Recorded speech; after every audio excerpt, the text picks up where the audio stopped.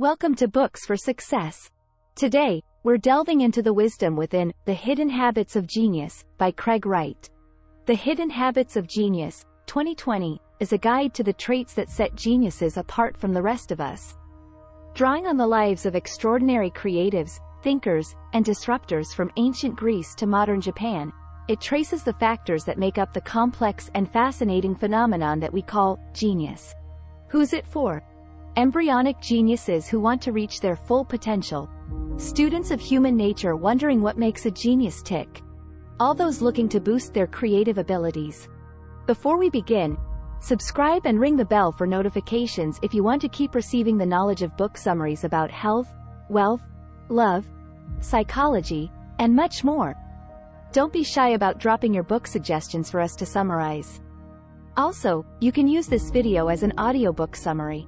Let's grow and succeed together. What's in it for me? Discover the traits that define genius. Michelangelo, Shakespeare, Toni Morrison, Mary Shelley. When we hear these names, a single word probably springs to mind to explain their abilities: genius. But what is it we mean when we call someone a genius? We know they exist, but what sets geniuses apart from the rest of us? What are their defining habits and traits? Looking closely at the lives of people as diverse as Leonardo da Vinci and Albert Einstein, this summary boiled genius down to a few key ingredients. And, while it might not make geniuses of us all, following the advice they lay out might just bring us a little closer. Here you'll learn what was on Leonardo da Vinci's to-do list, why Vladimir Nabokov wrote in a parked car, and which author wrote a classic novel while still in her teens. Look at the world through the eyes of a child.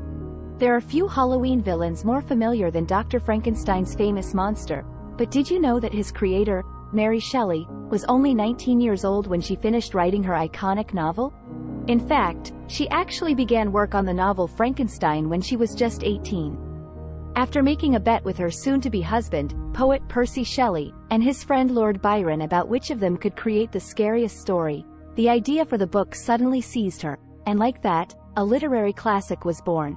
There's no denying that writing Frankenstein as a teenager is evidence of Mary Shelley's genius, but maybe we're wrong to look at Mary Shelley's age as an obstacle she overcame. Maybe the fact that she wrote when her childhood wasn't far behind her actually proved to be an advantage. The key message here is, look at the world through the eyes of a child. Whereas Mary Shelley produced her finest work as a teenager, another genius, the artist Pablo Picasso, produced masterpieces even as he grew old. Unlike Shelley, Picasso isn't primarily remembered for just one youthful creation. But that doesn't mean that he can't teach us something about the value of a childlike point of view. As a child, Picasso was mentored by his artist father, whose teaching helped the young Picasso to produce astounding and technically brilliant works of art from an early age. But there was a problem. For all his paintings' precision, they still lacked something key: real creativity and innovation. Exactly what we mean when we use the word genius. So how did Picasso break out of the mold his father had set for him and begin painting in the daring way we're familiar with today? It's simple: he embraced a kind of childishness. Picasso himself said, "It takes a lot of time to become young." The great artist had to learn how to channel childlike impulses in his art, and began experimenting with bold lines, cartoonish figures, and daring colors. So maybe we should think twice before encouraging children to grow up. As the examples of Mary Shelley and Picasso prove, a fresh, young, and somewhat childlike view of the world is often closer to genius than a grown-up perspective. Cultivate a strong sense of curiosity. If you were asked to name a genius, who would spring to mind? Einstein, maybe? Shakespeare? What about one of the greatest figures of the Renaissance, the multi-talented Leonardo da Vinci? To many, Leonardo encapsulates everything we mean when we use the term genius. The famous Italian artist was a painter, a sculptor, an engineer, an architect, an anatomist, and more. More importantly, Leonardo didn't just fulfill these roles, he excelled in them, far exceeding the efforts and expectations of his peers. But the thing is, Leonardo wasn't a well-educated man by the standards of his day, having received no instruction in Latin or Greek, which were thought of as the backbone of prestigious schooling. In the absence of an elite education, how can we account for Leonardo's genius? It boils down to curiosity. Here's the key message: cultivate a strong sense of curiosity. Curiosity takes many forms, and different people are curious about different things. Some take an interest in stamp collecting. Others like baseball. A few learn about the great military campaigns of ancient civilizations. But what distinguishes rare geniuses like Leonardo from the rest of us is that they seem to be curious about almost everything. Take, for example, the entries on Leonardo's to-do list for a single day in Milan.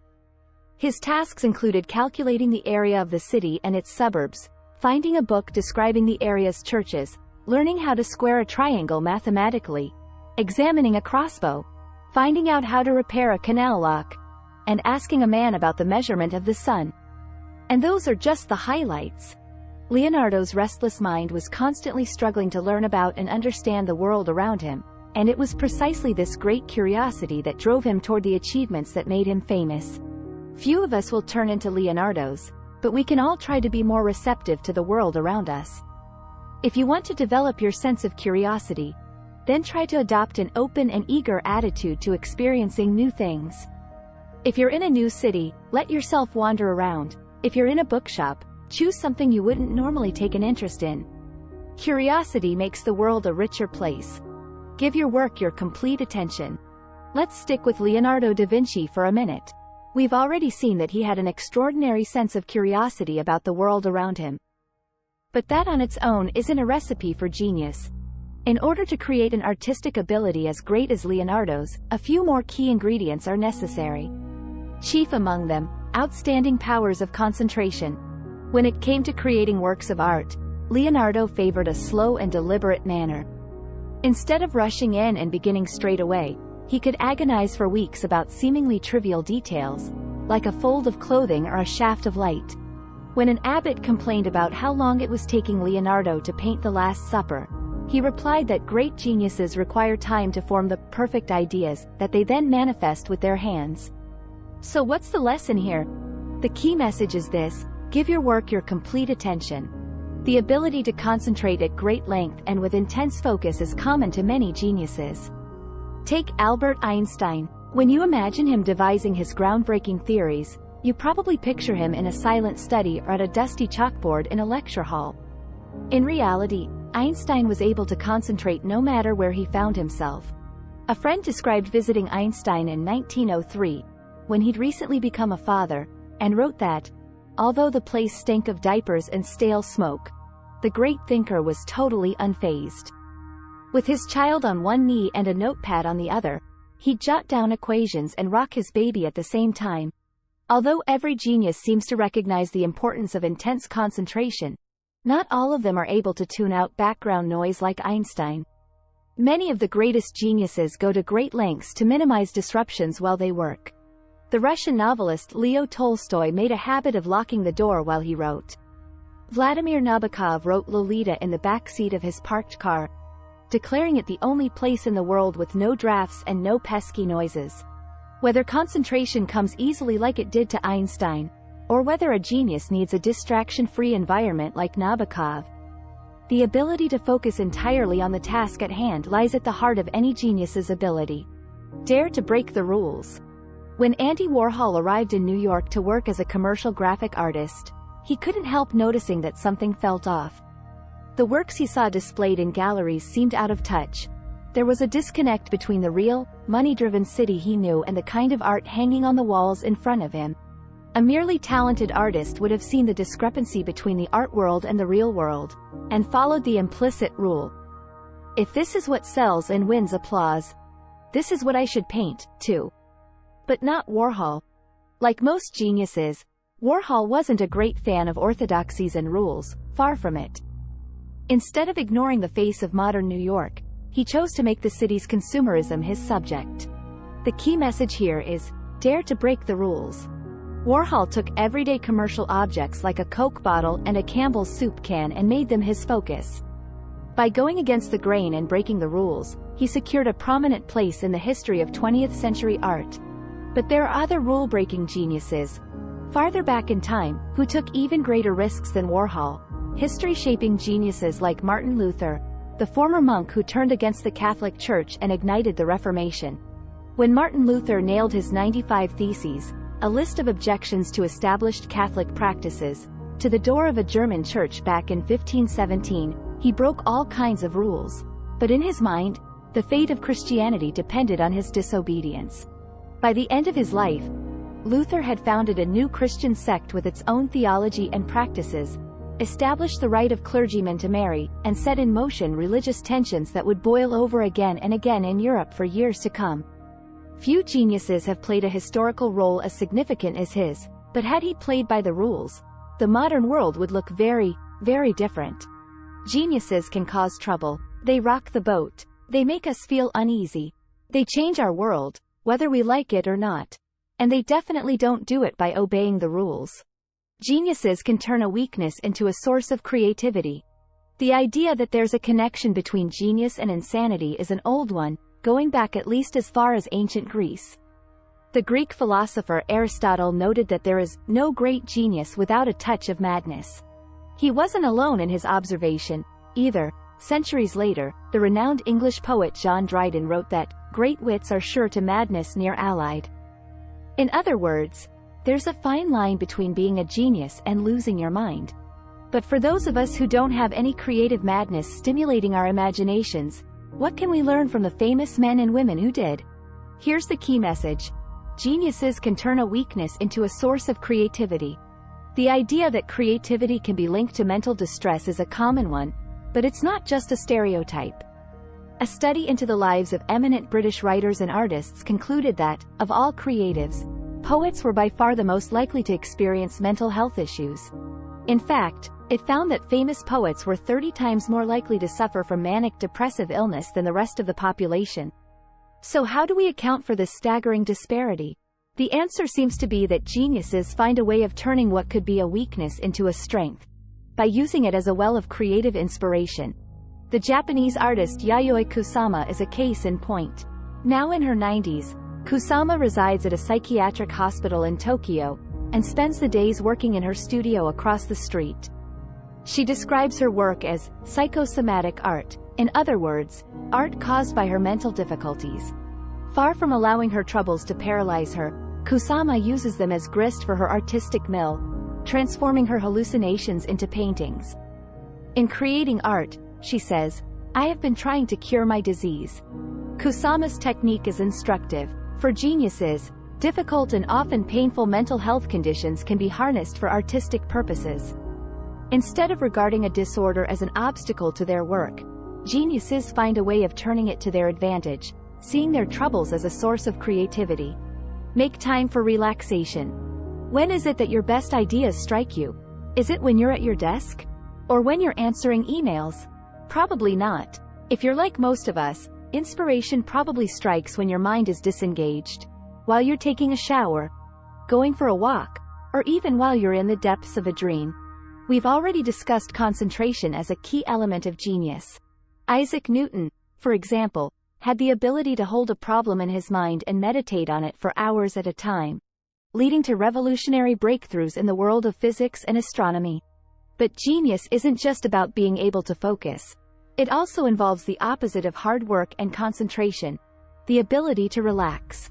The key message is this: make time for relaxation. Judging by the creative habits of many geniuses, the best way to arrive at new insights is to disengage from your work for a while, letting your weary mind slacken and relax. One of the most common ways of doing this is by getting some exercise. This isn't a new idea. Legend has it that a Greek philosophical sect called the Peripatetics carried out their arguments and discussions while walking around the grounds of Aristotle's school. In more modern times, novelist Charles Dickens is said to have walked up to 15 miles a day while working on A Christmas Carol. But there are more relaxing states than walking. And the most relaxing of all is surely sleep. In the depths of our slumber, as we dream, we enter a phase called REM, or rapid eye movement, sleep. During REM sleep, the far left and right sides of our prefrontal cortex, which play a key role in logical thought, power down. At the same time, the parts of our brain connected to memory, emotion, and images go into overdrive. The result is the bizarre phenomenon we call dreaming. a state during which geniuses from the artist Salvador Dali to the Beatles' Paul McCartney experienced some of their most important creative breakthroughs. But, geniuses or not, there's a lesson for the rest of us as well. The way to arrive at new ideas and insights isn't by exhausting yourself with never-ending work. For optimal creativity, times of concentration need to be combined with stretches of deep relaxation and rest. Final words. The key message is, we can trace the same key elements in the lives of many geniuses across vastly different cultures and times. At root, genius involves the ability to combine intense concentration with creative downtime, to turn personal difficulties into strengths, and to find the courage to break traditional rules. On top of that, geniuses have a daring, childlike point of view, and an insatiable curiosity that always prompts them to learn more. Actionable advice. Go for a leisurely walk. Walking played a key role in the creative routines of geniuses like Charles Dickens and the peripatetic philosophers, but if you are going for a stroll in search of inspiration, be sure to stick to a moderate pace. Scientists say that if you raise the speed of your walks from a leisurely pace to a more exerting one, you break the spell. That's because if you move too quickly, your mind fixates on the mechanics of walking rather than roaming freely, and you lose the creative benefits a walk can bring. Thanks for being part of our insightful voyage. If our summary piqued your interest, we encourage you to dive into the complete book for a deeper understanding. Don't forget to like this video, subscribe for more content if you're new here, and share it with others who might find it valuable. Keep on reading, discovering, and advancing until our next adventure.